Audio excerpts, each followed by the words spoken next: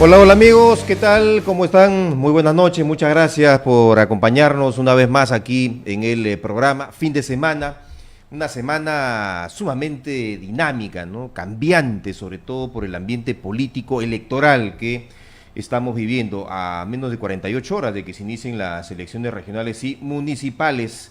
Elegimos nuevas autoridades este próximo día domingo. Vamos a hablar de ese tema que involucra, por cierto, los últimos acontecimientos en relación al caso del proceso judicial que está llevando adelante, por ejemplo, el Poder Judicial sobre el asesinato del periodista Hugo Bustíos, que, como saben, uno de los principales involucrados, a quien se indicaba también como cómplice por lo menos de asesinato, era a Daniel Urresti. Ya saben cuál ha sido también el resultado de este proceso, en primera instancia al menos. Y lo otro tiene que ver con la anulación del indulto a Alberto Fujimori, que ha venido a trastocar también todo el ambiente en medio del debate de los proyectos enviados por el Ejecutivo al Legislativo para la reforma constitucional y política que finalmente se aprobaron. También a esto hay que agregarle, el día de ayer en el Congreso se aprobó acusar constitucionalmente, entre otros, al ex magistrado de estas alturas ya, el señor César Inostroza. Como ustedes saben, en primera instancia, la comisión permanente solamente había decidido no solamente suspenderlo, sino ya separarlo definitivamente de sus funciones. Esto tenía todavía, y inhabilitarlo además 10 años en la función de cualquier cargo público, pero la crítica sobre todo era porque no se había considerado el hecho de que fuera investigado por el Ministerio Público, no se permitía que el Ministerio Público lo investigara por formar parte de un grupo, de una organización criminal denominada Los Cuellos Blancos. Finalmente eso se aprobó ayer en el Pleno del Congreso, más no así para el caso de los otros 4 ex integrantes del Consejo Nacional de la Magistratura. Bueno, vamos a empezar hablando entonces con nuestros invitados, vamos a presentarlos. Están con nosotros Percy Vilches, abogado y analista político, también Jorge Zúñiga Escalante, abogado y consultor, a quienes le damos la bienvenida. ¿Qué tal, caballeros? ¿Cómo están ustedes? Muchas gracias por acompañarnos. Muy bien, buenas noches. Jorge, Percy. Buenas noches, Ángel. Gracias, como siempre, por la invitación. Encantado de estar contigo, y qué mejor para tocar estos temas de coyuntura. Rápidamente, una opinión de ambos. ¿Qué tal semana esta, no? Que viene a ser un poco no sé si es el colofón aún, porque tenemos las elecciones del fin de semana, pero no recuerdo una con tanta dinámica como lo decía al inicio de la intervención. Hace muchos años quizás, y lo comentábamos en interno con Percy Vilches, quizás el autogolpe del 92. No sé qué otro acontecimiento cercano, similar, puede compararse con lo vivido estos últimos días. Bueno, el autogolpe del 92 y también el tema de los Vladivideos, ¿no? La caída de Fujimori y el tránsito al gobierno de Paniagua. Pero ya pues hace cuánto tiempo, ¿no? No, en realidad sí, ha habido un ambiente bastante tenso. Creo que, como bien tú dices, todos han estado expectantes a ver qué pasaba, porque estaba contra el reloj, a un reloj que empezó con algunos desajustes, ¿no? A mí siempre me pareció bastante particular que el presidente de la República, que tiene todo un gabinete de asesores y que además de eso cuenta con su brazo jurídico, el Ministerio de Justicia, pueda solicitar o incoar un proceso de referéndum cuando la Constitución no lo reconoce tal facultad, ¿no? Entonces, digamos que el punto de partida de eso, acompañado de una serie de situaciones mediáticas que han venido generando alguna presión con respecto al legislativo, creo yo que nos ha empujado a ese estado casi un poco de zozobra, de no saber qué pasaba con la coyuntura política, que se agrava más cuando estábamos próximos a las elecciones regionales y locales, ¿no? Entonces yo creo que eso nos ha mantenido en vilo a todo, pero menos mal el orden democrático se mantiene, y confiemos en que podamos terminar y continuar así, ¿no? Bueno, pero déjame, ese optimismo, por supuesto, ¿no? Que no lo puedo compartir, porque es el hecho de decir que estamos viviendo un régimen democrático, pues me hace sentir que estoy en un teatro. No es porque dé mala onda, pero pues es una situación tan cargante, porque nunca antes, como en el transcurso de estas últimas semanas, se ha mostrado con tanto descaro y tan descarnadamente cómo es que se mueven las relaciones de poder en un Estado tan corrompido como el Estado peruano, y con una clase política tan hundida como la clase política peruana actual. Porque a fin de cuentas acá tenemos a dos bandos, y quien quiera que les puede decir bandas no estaría cometiendo ningún atentado contra la semántica, y no se ve que ninguno de ellos vaya a tener un punto o una visión de favorecimiento del país.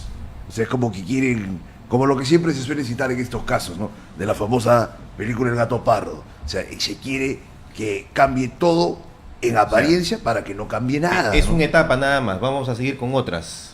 Va a seguir escalando este asunto. Se va a empeorar, porque si en este momento el presidente ¿Eres fatalista? no soy fatalista, pero soy un crítico objetivo, ¿no? Quisiera ser optimista, pero no me puedo engañar respecto de una realidad que estoy estudiando. Entonces veo, el presidente Vizcarra sale a hacer barullo y confronta de malas maneras al fiscal de la Nación. Y la gente, muy malintencionada, interpreta que Chávarri está amenazándolo a Vizcarra cuando le dice que tiene 46 procesos. O sea, ahora decir la verdad No es una amenaza eso, es simplemente pero que deja una detrás, develación. ¿no? Es que ni siquiera detrás, es el fiscal de la Nación. Ni Tiene siquiera que detrás, perseguir. me parece Es claro obvio, decir- tiene que perseguir el delito. Pero o sea, tú me dices esto, mira, yo tengo esto. Pero yo creo que cualquiera, hasta uno de primaria, no, se es que no puede es- es que entender no es por claramente eso. el mensaje. Es que a lo que yo voy está muy bien. Pero si tú casi- tienes casi un es que tú cogoteo. tienes no, al contrario. Tienes un policía, no importa que el policía sea el más corrupto, el peor de todos, pero tienes a un policía Ya, ok. y ves al policía que hay un fulano que está cometiendo, por ejemplo, un acto ilícito, y va y lo apresa. No puede decir que está haciendo, ay, qué violento, que es, por qué lo agarra al ciudadano. Está cometiendo un acto. En este sentido no lo está culpando, le está diciendo, hay unos procesos que tiene pendientes, Las lo vamos a circunstancias se resolver. dan con y el la proceso. ley así lo prescribe, mejor dicho, lo estipula, el oficial policía está actuando de acuerdo a la ley también, probablemente, aunque me parece un poco forzado hacer esa comparación. Lo que Lo que, pasa es que, Jorge, sí. lo que pasa es que yo creo aquí, y es que lamentablemente algunos de los actores institucionales están perdiendo de vista el rol que les corresponde en un sistema democrático para involucrarse en el tema político, ¿no? Entonces, parte de la premisa de una democracia es justamente la independencia de poderes, ¿no? Entonces, ya la nueva doctrina de la democracia establece que, si bien es cierto, la democracia implica una separación de poderes, estos poderes ya no solamente son aquellos tres poderes que todos tradicionalmente conocemos, ¿no? El ejecutivo, el judicial y el legislativo, sino que además hay otros órganos que tienen determinada autonomía que nos van a garantizar esa democracia. Uno de esos órganos, constitucionalmente autónomos, es el Ministerio Público. Entonces, dicha autonomía tendría que ser respetada por los demás poderes. En la medida que los demás poderes ataquen a alguno de estos, comenzamos a buscar, en cierto modo, el resquebrajamiento del sistema democrático. Porque si es que yo voy a querer, desde alguno de los poderes del Estado, querer cambiar al titular de cualquiera de los demás poderes del Estado, estoy buscando, en cierto modo, soslayar esta independencia de poderes, ¿no? Entonces, entiendo yo que ese fiscal de la Nación, si es que no estoy de acuerdo o estoy de acuerdo con él, es una opinión de carácter personal, pero no tendría por qué buscar tener un dominio político y decir quiero que entre o quiero que salga. Ya. Sin lugar a dudas, cualquier ciudadano de a pie tiene el derecho de emitir una opinión, pero cuando estamos a cargo de un poder del Estado, Dejas, lo más dejas razonable- de ser un Exactamente. ciudadano común Así es. y cualquiera. Y deberíamos respetar, podríamos estar de acuerdo, ¿no?, con el presidente del legislativo, del ejecutivo, del judicial, y deberíamos mantener el respeto por estas instituciones. Disimular al menos es lo que el presidente no ha disimulado siquiera. Claro, yo creería que él está entrampando porque al final está haciendo un acto político que no se condice con el cargo, ¿no? Él, siendo el presidente, tendría que ser más bien quien debería garantizar el sistema ¿O democrático. creen que se le ha subido a la cabeza la espuma de la popularidad de las encuestas? Yo creo que hay algo de eso. Yo creo que en parte hay algo de eso por parte del presidente. La famosa legitimación. Claro, ¿no? no hay que perder de vista que en la lógica de Vizcarra, a diferencia de lo que pasaba con Pedro Pablo Kuczynski, él tenía una legitimidad de origen porque había sido elegido pues por una cantidad de ciudadanos. En el caso de Vizcarra, él asumió a falta de. Bueno, pero formó parte de la No, misma plancha sí, que fue también claro. elegida, ¿no? El problema con Vizcarra, y que no se debe olvidar, es que había tenido una participación más o menos turbia en el asunto del aeropuerto de Chinchero. Entonces, por eso que luego se va al extranjero y vuelve prácticamente luego que en teoría haya negociado con los fujimoristas, como Se así va, lo han lo dejado mandaron, entrever. lo mandaron, No, lo si enviaron. fue un exilio de lujo. No, lo enviaron Es una especie, interpretación. alguien decía, lo mandaron al gulag. No, qué gulag. Mandaron ¿Sabes lo al- que tiene el lujo de estar en una No, embajada ese tío importante? figurado, Claro. por cierto, pero es que querían alejarlo de todo, casi.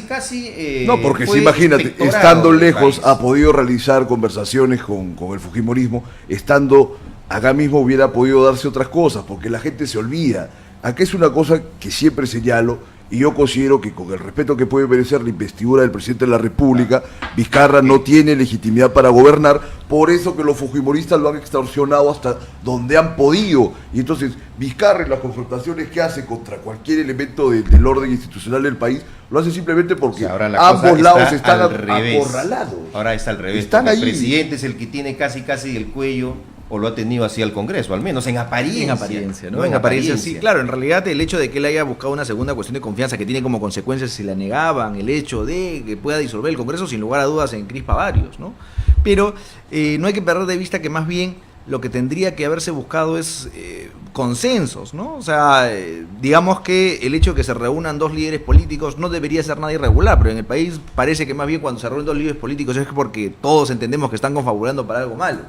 Entonces, el rol del presidente es buscar en cierto modo esa reconciliación que es tan necesaria a partir de la existencia de partidos políticos sólidos, ¿no? El hecho de que no haya partidos políticos sólidos, tenemos que la gente concibe su realidad como una realidad única, y al ser tan dispersa no encontramos la forma de poder encaminar el deseo o los apasionamientos de todos.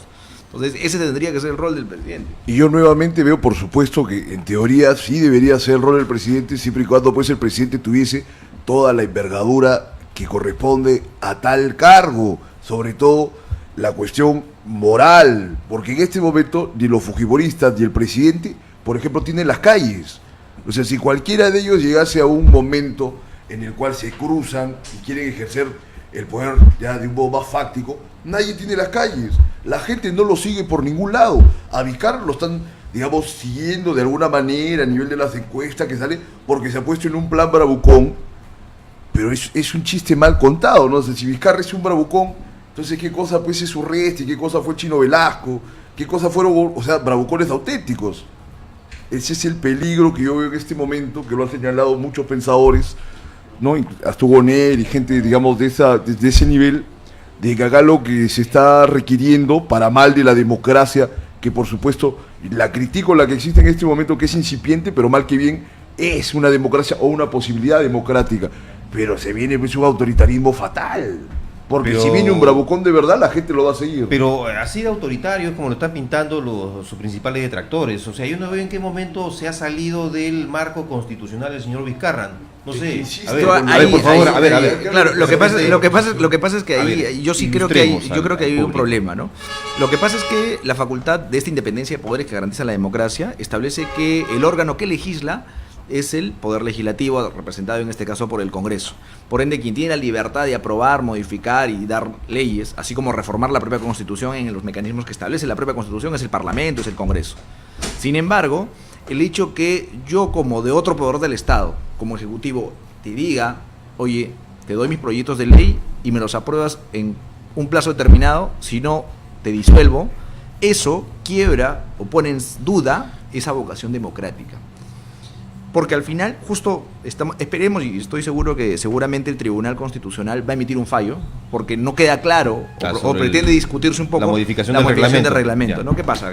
Se entiende que el pedido de confianza no debería fundarse en la aprobación o no de una norma, porque si es que vamos a cuestionar la confianza de un gabinete ministerial a partir de la aprobación de una norma, estamos generando más bien que ya no estamos hablando de una democracia, sino más bien de una monarquía, una dictadura, donde el que tiene el máximo poder es el presidente de la República, porque además de ejecutar el presupuesto público, tiene la facultad de imponer leyes que él estima por conveniente.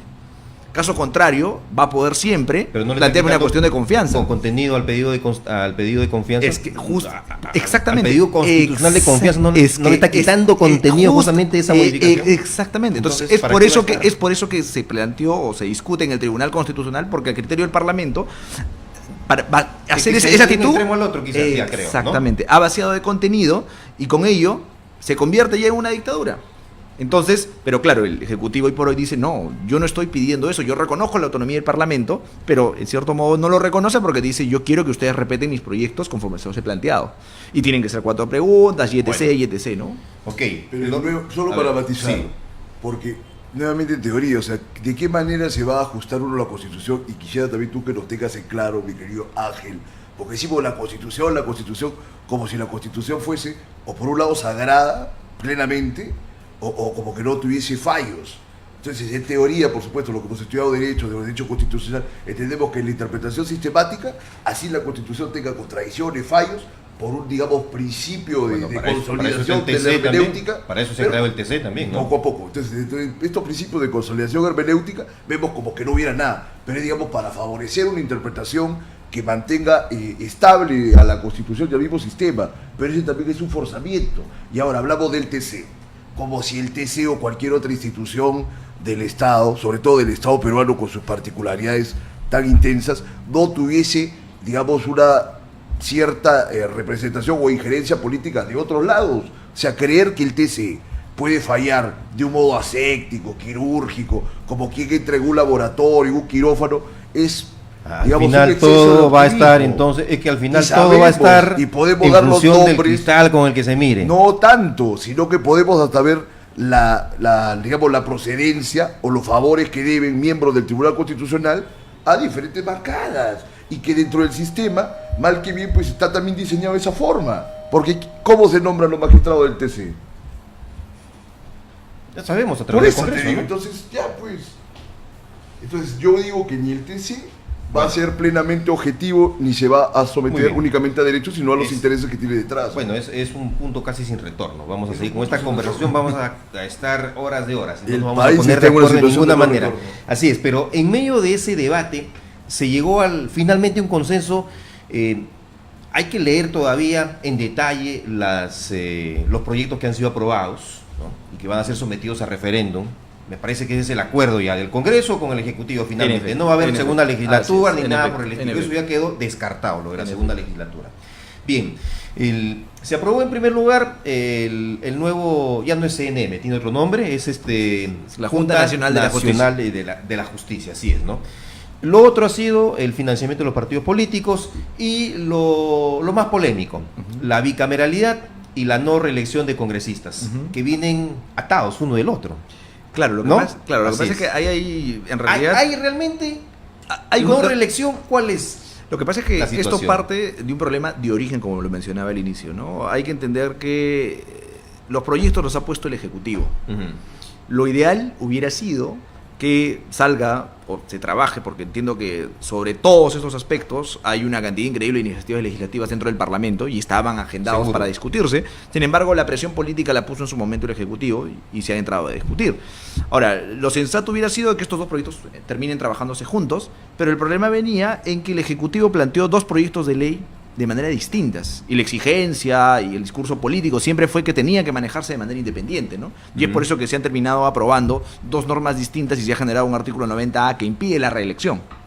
Ahora, la reelección inmediata. La reelección inmediata, ¿no es cierto?, de parlamentarios. Claro, así se les va a llamar en adelante, parlamentarios. Parlamentarios, ¿no? Es más, ¿no? Ya no va a dejar de ser Congreso de la República, va a ser el Parlamento de la República, ¿no? Entonces, parte de estos cambios exigen la necesidad de que permita además conocerse cuál va a ser el sistema democrático. Obviamente, qué mejor que el pueblo. El problema es que tienen que seguir siendo automáticos o tienen que estar siendo independientes en la medida en que la exigencia era que sean 4 preguntas.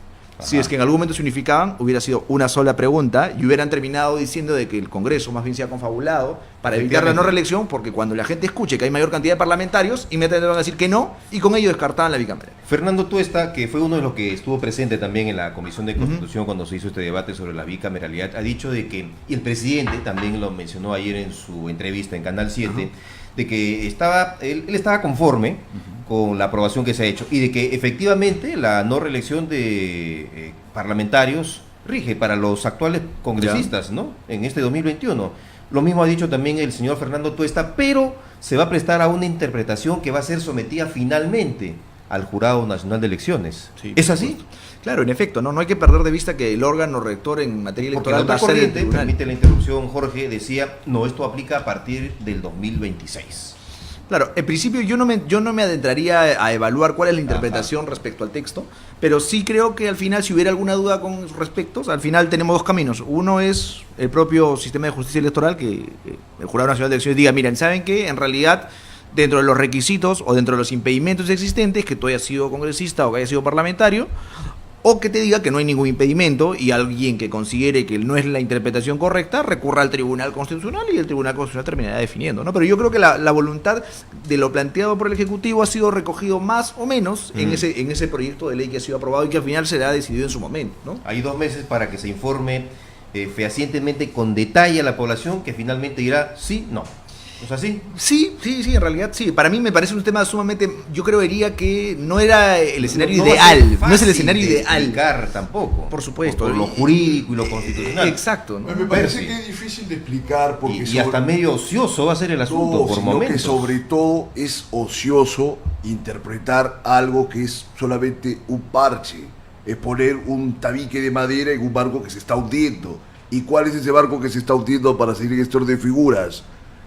El país y la democracia que nunca llegó a desarrollarse plenamente luego de la caída del régimen de Alberto Fujimori. Si hasta ahora la gente no se pone de acuerdo si fue una dictadura o no, ¿te das cuenta? Como es el problema sale con la cosa de que es un autoritarismo participativo. ¿Cuál era el término que usaba este teórico que Levinsky tenía, ¿no? Un tema con el cual los gobiernos de Chávez, gente así, era una forma de autoritarismo que no era plenamente dictadura, porque se habían más o menos consolidado en marcos medianamente constitucionales. Son arbitrariedades gravísimas, pues, que pueden estar bien, digamos, para las mentes y para que ocasione mal la ociosidad de quienes están entrometidos las 24 horas en temas académicos, pero la gente de a pie, que encima no tiene ni de repente una capacidad lectora, un pensamiento crítico, nada que ver, no van a llegar a tener un entendimiento de las cosas que están pasando. ¿Te das cuenta? Entonces acá lo que hay, y es el problema para finalizar, es que cuando cae Fujimori, lo he repetido 500 veces por todos sitios donde voy, se tendría que haber dado una constitución nueva, porque es lo que se hace cuando hay un original y un genuino tránsito de un régimen dictatorial a uno democrático, o haber vuelto a la constitución del 79, que con la vista de los políticos experimentados y talentosos que había en ese momento, dijeron, si a esta constitución, como vivimos en un país que tiene un cariz más o menos autoritario, antidemocrático y tal, sujeto a golpes, vamos a evitar los golpes, y eso no se ha dado hasta la fecha. Por eso estamos como estamos. Vamos a tener en realidad, 2 meses. Ahí hay un detalle, justamente, mira, sobre ese tema de la Constitución, es un tema bastante simpático, ¿no? La Constitución del 93 tiene un poco más de 20 años. Entonces, sin lugar a dudas, en teoría, lo más razonable, como menciona Percy, hubiera sido hacer una modificación de la Constitución y a alguien se le ocurrió hacerlo. No es que no pasó, ¿no? Alberto Borrego Dría, hoy conocido ya por su participación dentro del Congreso como abogado, me parece que fue Pablo. Así es, claro. Él planteó una acción de inconstitucionalidad contra la Constitución de 1993, en su momento. Porque él buscaba él mencionaba y decía, no decía la Constitución, decía el documento del 93 es ilegítimo de origen porque partió de una dictadura, etc. El Tribunal Constitucional falló, entre otras cosas, diciendo que el quebrantar o quebrar o en todo caso derogar la Constitución del 93 hubiera generado un sinsabor de inseguridad jurídica. Pero lo que tácitamente estaba reconociendo es que la Constitución del 93 permitió mejorar la economía y superar la crisis económica que tenía el país. Luego de ello hemos tenido el gobierno de Paniagua, Toledo, Alan García, y la gente ha mantenido durante el tiempo. Por algo debe ser, ¿no? Es justamente, yo también entiendo lo mismo, ¿no? O sea, y ahora, claro, hay que tener en cuenta que durante todos esos periodos el fujimorismo no ha sido mayoría en el Congreso como para decir, bueno, el fujimorismo es el que defendió su constitución, sino que más bien han habido otras bancadas, ¿no? Hemos tenido mucha gente de la Chacana, mucha gente del Partido Aprista, etc. Entonces, la constitución ha mantenido vigencia en la medida de eso. Y eso que yo no soy fujimorista en lo absoluto, ¿ah? Pero sí creo que hay algunas cuestiones que permiten ver datos objetivos sobre la validez en el tiempo de la constitución. Pero para matizar, la objetividad es que muy bien que no haya estado el fujimorismo, digamos, al mando durante este periodo en el cual cae Fujimori y llegan otros gobiernos, pero ahora se ha demostrado en el curso de los últimos meses que todos esos gobiernos han sido plenamente corruptos. Sobre todo el gobierno de Toledo, que supuestamente era el adalid de la democracia y el adalid anti-Fujimori, anticorrupción. Entonces no es necesario que el fujimorismo haya estado en el poder defendiendo su constitución, sino que nos participaban del mismo régimen, el mismo régimen económico, el mismo régimen moral, es decir, todas las estructuras que están en el fondo de la realidad y no solamente en la apariencia, en la teoría. Ese es el problema que ha habido, y es grave. A ver, ok, vamos a cerrar este primer bloque y vamos a hablar en la segunda parte del indulto anulado del señor Alberto Fujimori, justo en medio también de toda esta polémica y el debate en el Congreso de la República. Y después ya vamos a cerrar con las elecciones que se realizan este próximo día domingo. Así que estamos aquí en Punto Crítico a través de HCM Radio TV.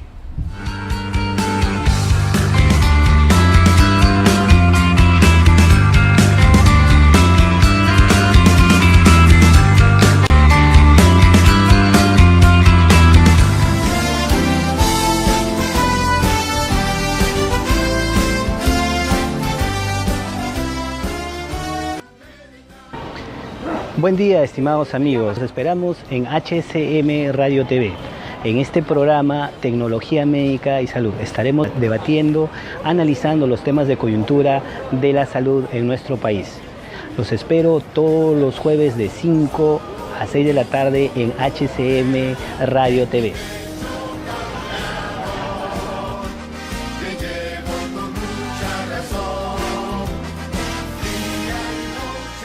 Me gusta tu silencio.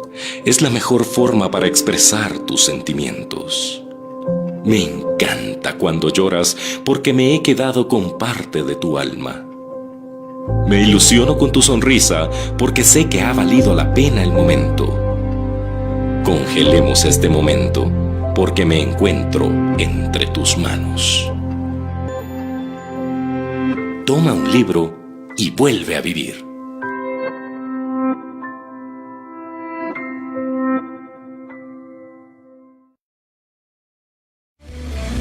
Bien amigos, segunda parte de su programa, fin de semana, estamos en Punto Crítico en HCM Radio TV conversando con Percy Vilches, abogado y analista político, Jorge Zúñiga Escalante, abogado y consultor y conocedor también, por cierto, del tema parlamentario, pero con una opinión política importante que vamos a solicitárselas en estos momentos para poder comentar lo ocurrido con la anulación del indulto de Alberto Fujimori y las consecuencias, los efectos que esto ha producido también en nuestro país. A ver, una opinión al respecto, Percy. Es verdaderamente un embrollo, porque una de las cosas que falta en el país es pensar clara y tranquilamente, ¿no? Y objetivamente.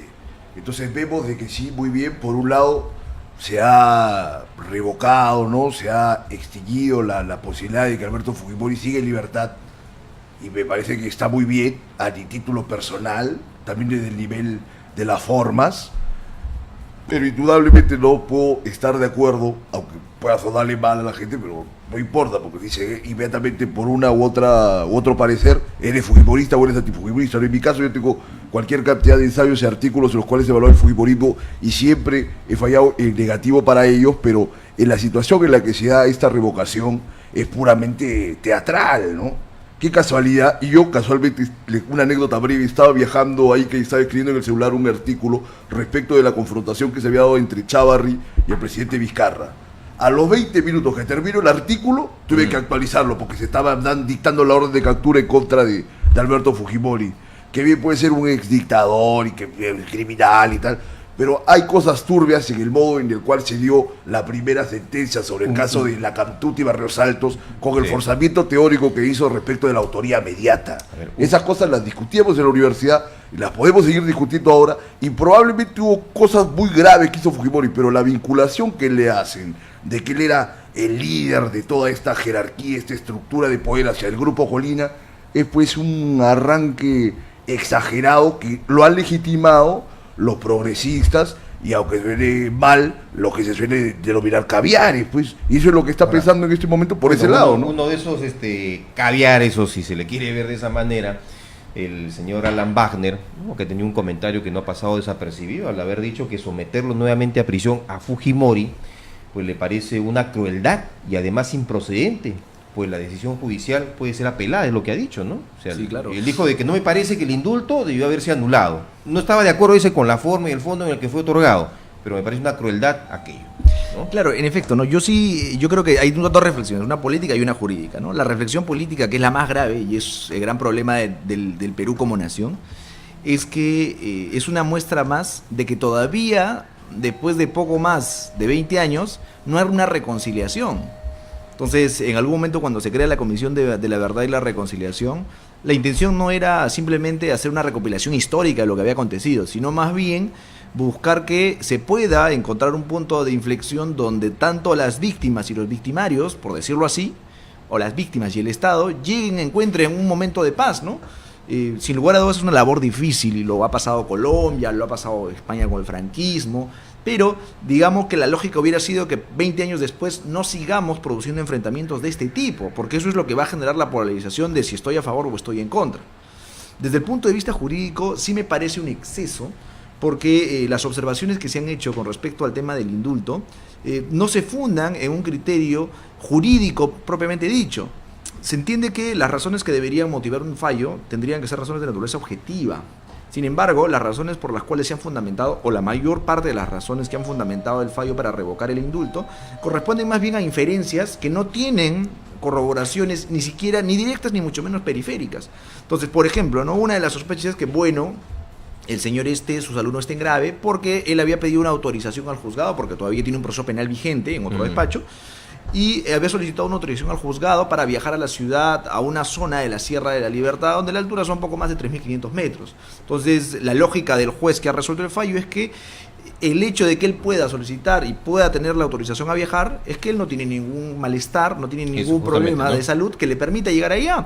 Pero en este caso no estábamos discutiendo si el señor tiene o no, él estaba confundiendo, y ese es el otro problema, ¿no? El problema que nos ha traído toda esta crisis judicial es que de la noche a la mañana hemos quebrado ese proceso de implementación a la reforma procesal penal. O sea, la lógica entre el Código de Procedimientos y el nuevo Código Procesal Penal es oscuro y blanco. Entonces, un juez que estaba acostumbrado a agarrar su expediente y leer hoja por hoja el expediente, ahora no tiene ni siquiera el expediente. Y se entera de las cosas en el momento de la audiencia. No, más bien ha estado revisando las redes sociales y leyendo los periódicos, ¿no? Algo de eso, ¿no? Entonces, al final, televisión. En este caso, lo que tendría que haber evaluado el juez en su momento es verificar las condiciones del indulto. Pero ahí tiene un gran problema. Y es que el indulto, como es un derecho de gracia, no está recogido procedimentalmente. Simplemente se ha creado una directiva, que es una ideación del ministro de Justicia de su momento, y se creó una directiva para poder darle camino al indulto, al procedimiento de indulto. Porque hasta antes de ese procedimiento, el presidente de la República decía, te indulto, y se acabó, se emitía la resolución correspondiente y no tendría siquiera que fundamentarla. Claro, luego hemos venido con esta lógica que no hay órganos exentos de control y que tiene que ser motivado, y en esa lógica se estableció el procedimiento del indulto. Pero bajo esa lógica, lo que tendría que haber revisado el juez es si el procedimiento del indulto se ha acordado. ¿Y cuál ha sido su criterio de este juez para revocar el indulto? Señores, en este caso, un proceso de indulto demora regularmente 35 días. Pero en este caso, este proceso de indulto demoró 17 días. Entonces, eso me convierte en la sospecha de que este indulto se ha dado de manera irregular. Entonces, en un Estado de Derecho, en el cual tenemos garantías, yo no puedo convertir o quebrar la presunción de inocencia, por decirlo así, dentro del procedimiento administrativo de indulto, en un estado de sospecha, más aún porque en el rol del nuevo código, él tenía que ser un juez de garantías. Al ser esto apelado, entonces hay una posibilidad de que en la segunda instancia se pueda corregir lo hecho. Yo confío mucho en que la segunda instancia pueda corregirlo, pero la pregunta es lo que te mencionaba al inicio. Lo que pasa es que la segunda instancia, si bien es cierto, los magistrados que están en este caso son profesores que se dedican a dictar mucho el tema de la reforma, recién están entrando en la práctica a trabajar bajo el esquema del nuevo modelo. Entonces, ¿eso puede ser un impedimento? Sí puede ser un impedimento. Habría temor pero ¿no? Obviamente, al ser un caso mediático, también podría quebrantar. Pero estoy seguro que van a buscar que encuentren la mejor manera objetiva para encontrar la salida, ¿no? A mí me conmueve profundamente el optimismo de nuestro compañero. Y me has leído casi la mente, ¿no? Eso es lo que noto yo. Hay un promedio ahí llamativo ¿no? El gran optimismo que tiene Jorge. Lo que pasa es que el optimismo parte, o sea, yo estoy haciendo un análisis, sino en general. Lo que pasa es que es un análisis jurídico, o sea, desde el punto de vista estrictamente jurídico no correspondería eso me sirve ese análisis, ¿no? Casualmente, o sea, yo soy abogado, pero también soy analista político, y entonces siempre el derecho tiene esta limitación y el derecho siempre va a ser ante el poder. Generalmente antes el derecho o los sistemas de gobierno, en fin, cedían ante el poder por vía de la violencia o por vía de golpe de Estado. Pero ya, digamos, la sutileza de la corrupción es tan grande y la democracia se ha diluido tanto que cada vez más lo que se está demostrando, por ejemplo, con la Bajuez y la corrupción, es que no solamente las sentencias tienen un fundamento jurídico, sino que este fundamento jurídico es jurídico y puede ser completamente inmoral porque está sometido a un interés económico que se está comprando las sentencias o por un elemento de poder, digamos, una tendencia, una intencionalidad que corresponde a quienes están rigiendo este poder. Entonces acá no puede verse un caso de mera objetividad, máxime cuando todos sabemos, y los que estamos en el periodismo, las condiciones en las que se dio el indulto, que parece cosa de niño decirlo al pie de la letra, pero se dio ese indulto a cuenta de negociar con el fujimorismo que no se le vaque, pues. Entonces desde ese tiempo el fujimorismo ha estado en una permanente posición de intentar vacar al presidente. ¿Y por qué? Porque sienten de que la elección del 2016 le fue robada a Keiko Fujimori, porque no llegó pues ni a hacer 40.000 votos. Y luego que apareció lo de Cavazza, que había sido de alguna manera instructor de personero de ellos, esa teoría es para que se hubiese puesto de un marco tan fuerte que ya se hubiese dispuesto la vacancia de Vizcarra, sino a partir de estas circunstancias es que se viene todo el descalabro de las semanas siguientes a ello. Si nos damos cuenta. Pero sí, ahí hay un tema bien interesante, porque bajo la lógica objetiva mía, ese es un escenario, pero bajo la lógica que plantea Percy es más interesante aún, porque si ese es el razonamiento, lo que correspondería hoy por hoy es abrir una acusación constitucional contra Pedro Pablo Kuczynski, porque estaría acreditado, bajo esa lógica, que Pedro Pablo Kuczynski tuvo que comprar votos a través de interpósita persona. Entonces yo tendría que sentarlo. Al haberse anulado el indulto, estamos demostrando que el indulto estuvo mal dado. Sí. Y si estuvo mal dado el indulto, tendría que iniciar un proceso de acusación constitucional contra Pedro Pablo Kuczynski por haber caído en un tema de cohecho, porque estamos diciendo que he negociado con los congresistas para yo quedarme en el poder. Claro. Ese es el otro escenario. Y ahí, para matizar, y está muy bien que así debiera ser el escenario, pero ¿qué vemos de quienes están en la posibilidad de hacer estas acciones?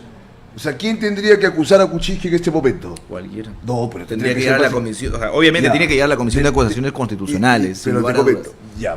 Pero fuera de ello, ponte ya que lo aprueba todo lo de el Congreso y todo lo demás. En la Fiscalía Suprema, ¿hay alguien dentro de los 5 fiscales supremos que tenga la credibilidad y la legitimidad para ir francamente en contra del crimen a este nivel?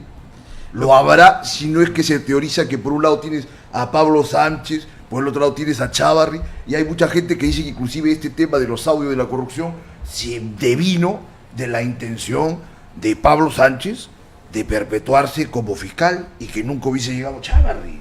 Lo que pasa es que es una cosa conspirativa, pero hay muchos periodistas y gente que están metidos de fondo en el tema, que orientan que la situación se va por ese lado. Claro que nadie más lo divulga porque podemos entender pues tanto el riesgo, el compromiso y el tiempo que requeriría ahondar en esas investigaciones, y es un contrasentido porque cada día salen nuevas cosas que nadie se las puede atender a todas juntas, ¿no? Yo creo que más bien ahí el problema viene por el siglo en el que nos encontramos, sobre la posibilidad de acceder a la información. El hecho que sea más fácil difundir las cosas ha permitido distorsionar la verdadera información.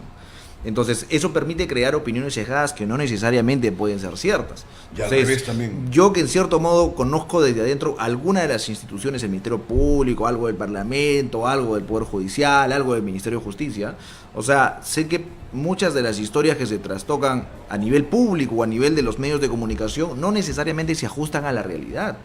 Es más, parten más bien desde algunos intereses particulares de ciertos poderes fácticos, ¿no? Entonces, no necesariamente estamos hablando de una debacle, ni mucho menos estamos hablando de que todo el sistema de justicia, porque bajo esa premisa más bien estaríamos pensando que la mejor forma sería vivir en una anomia absoluta.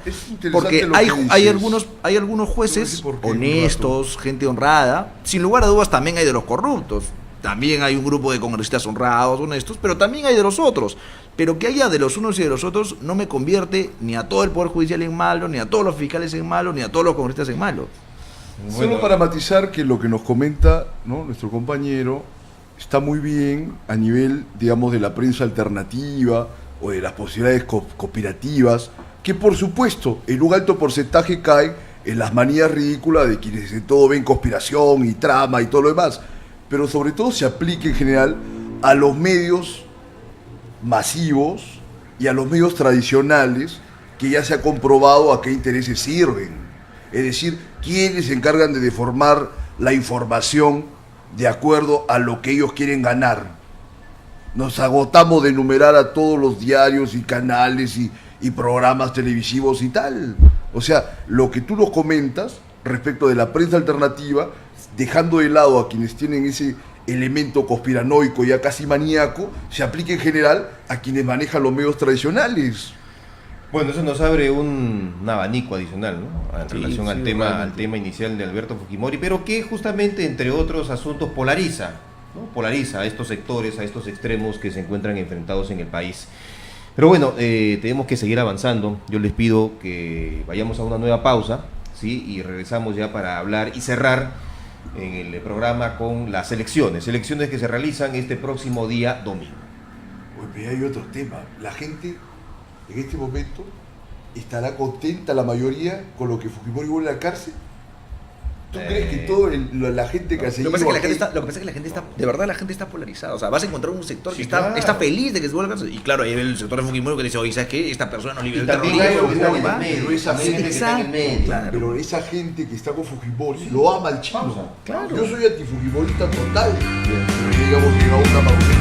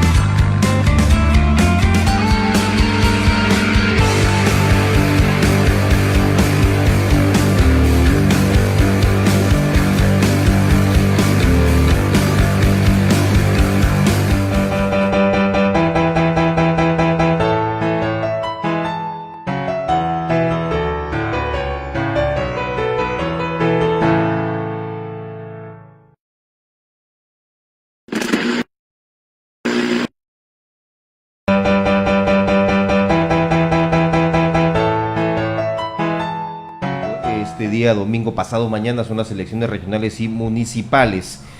Y tenemos el asunto, por ejemplo, que ha llamado mucho la atención, ha generado comentarios, hasta ahora lo siguen haciendo, el caso de Danilo Urresti. Saben que hace poco ha sido absuelto. Ahí hay un dilema, ¿no?, entre si es inocente o absuelto, que no son exactamente lo mismo.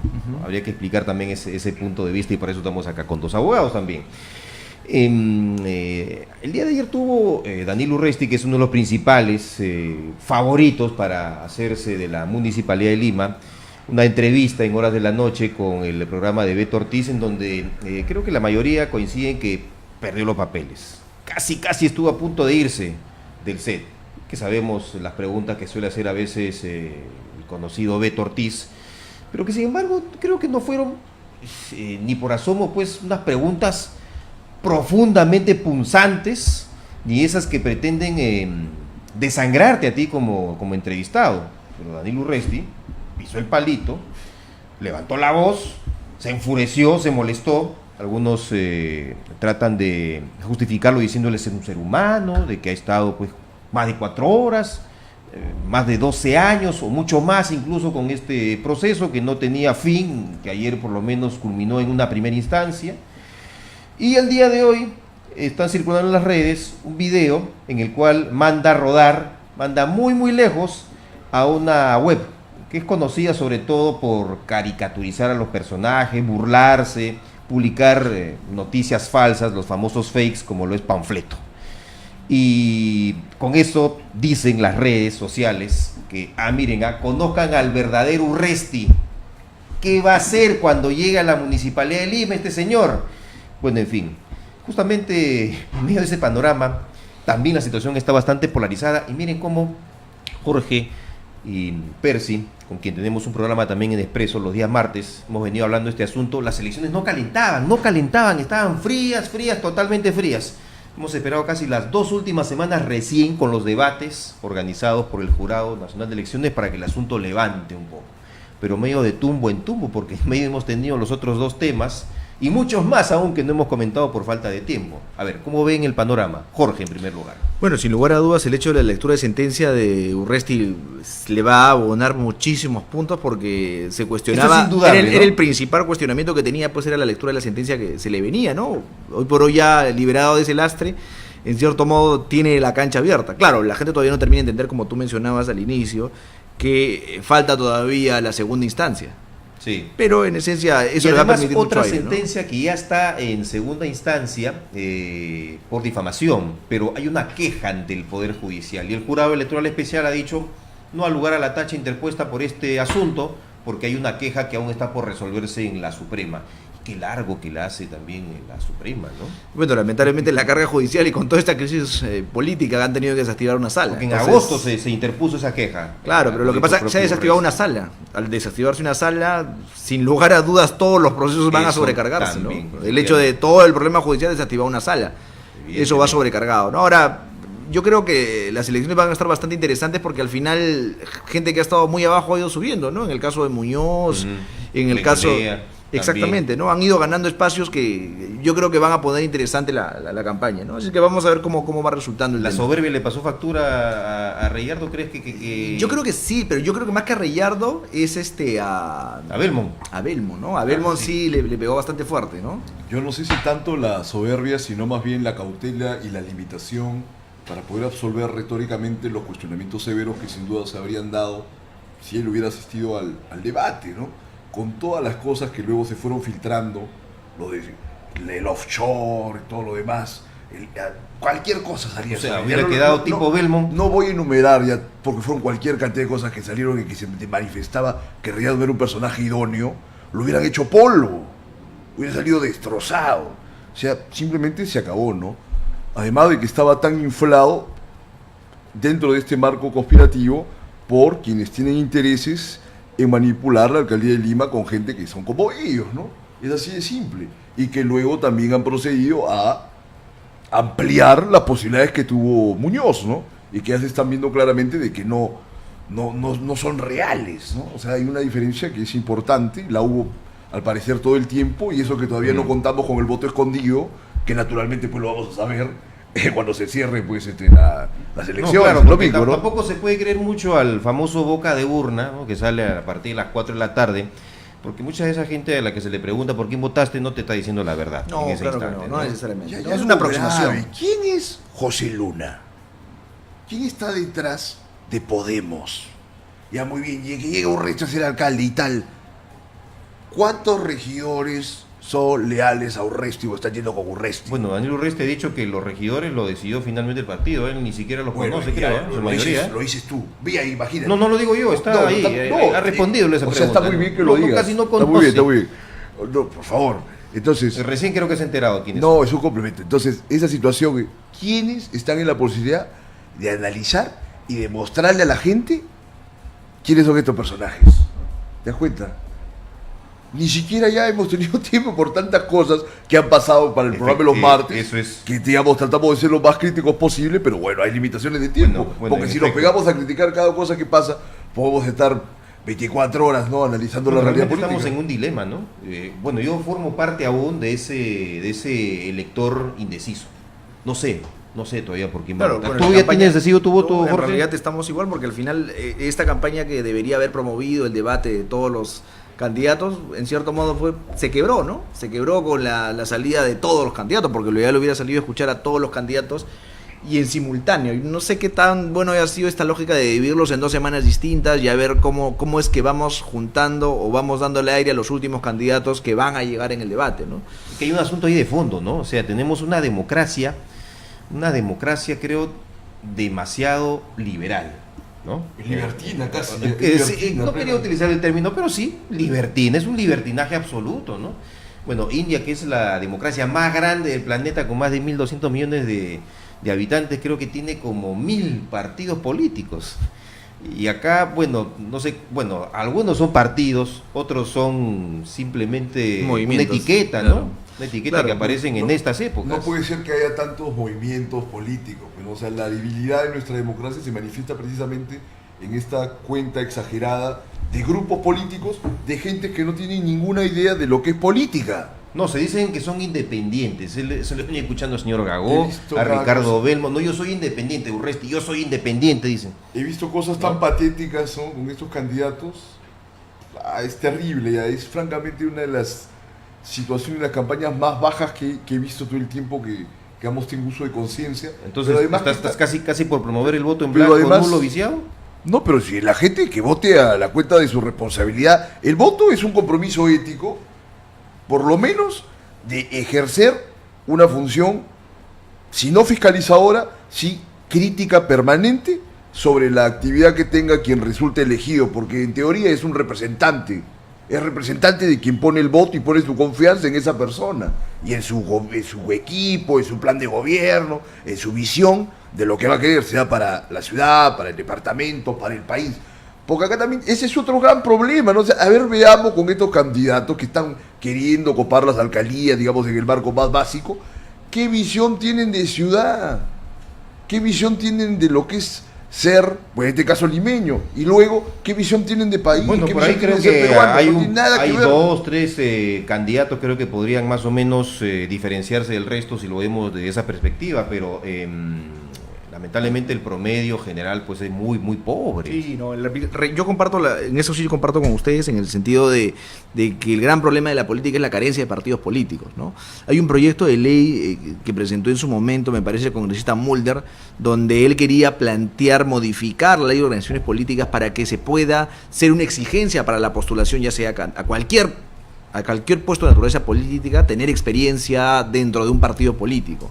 Entonces, una norma, por ejemplo, en ese sentido, fácilmente podría facilitar la obligación de que quien quiere estar en política tenga que estar afiliado y haciendo activismo político durante un periodo, ¿no? Eso, en cierto modo, no soluciona el problema, pero por lo menos buscaría perfilar la permanencia en el tiempo de los partidos políticos, y no que más bien vayan surgiendo movimientos durante el tiempo que permitan servir tipo combi, me subo a esta combi, me subo a esta, me subo a esto y me subo al otro, ¿no? Producto también de esa norma que impidió reelegirse a los alcaldes y a los gobernadores. Claro, regionales. ahí hay una cuestión que va entre lo democrático y no lo democrático, ¿no? Yo soy un partidario que, por ejemplo, soy contrario a la idea esta de la no reelección. ¿Por qué? Porque sí, quiebra un poco la idea de democracia, porque si yo creo que un candidato, ya sea un alcalde, regidor, senador, diputado, congresista, presidente, es bueno, yo debería tener la oportunidad de poder volver a votar por esa persona. Pero el hecho que me restrinjan la posibilidad de hacerlo quiebra un poco la lógica democrática. Claro, en el caso del presidente de la República, en el caso de los alcaldes, gobernadores regionales, es un poco suspicaz porque ellos administran un presupuesto público, tienen capacidad de gasto. Entonces, eso podría generar la perversión en el poder, ¿no?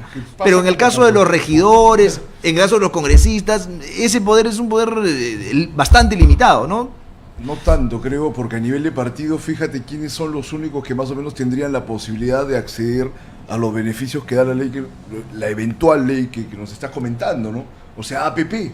Por ejemplo, APP y el Fujimorismo y el APRA, digamos, son 3 de los movimientos políticos de este momento que tienen todas las prerrogativas para mantener, digamos, a sus integrantes en posibles candidaturas y para que vayan a ejercer puestos de poder. Entonces la pregunta sería, candidato del Fujimorismo, de APP y del APRA actual, ¿serían positivos para la gente? Por otro lado, constituir un partido y tal, todos, digamos, los elementos formales, de alguna manera también forman una especie de celda o calabozo para alternativas que pudiesen ser disidentes, ¿no? De repente sería una salida que para estas personas que quieran optar a cargos y a puestos representativos tengan una experiencia personal, constante, de año tras año, pero yo te digo que no necesariamente dentro de una institución partidaria, porque dentro del partido, y sobre todo en realidades como la nuestra, en las cuales el pensamiento crítico siempre ha estado dejado de lado, se establece pues un dogmatismo y una verticalidad que es indeseable. Entonces es verdaderamente un embrollo, porque no sé, no sabría exactamente resolver eso en este momento, ¿no? Tendremos que hacer un estudio a fondo, pero no que venga precisamente del lado del Congreso. Bueno, pero es en el Congreso donde tienen que hacerse esa las es la paradoja, reformas pero un electorales, Congreso, ¿no? que tenga legitimidad, representatividad. Las últimas Pero encuestas ¿hasta que cuándo? nos muestran que tiene el Congreso de desaprobación. más del 70%. No, bueno, no llega ni a los 2 dígitos, creo, de aprobación en No, estos de momentos, desaprobación está por arriba. pero igual, o sea, es el Parlamento, si hubiera voluntad también para que se hagan estas Claro, lo que modificaciones electorales que necesitamos urgentes para que justamente se modernice el sistema de partidos en el país.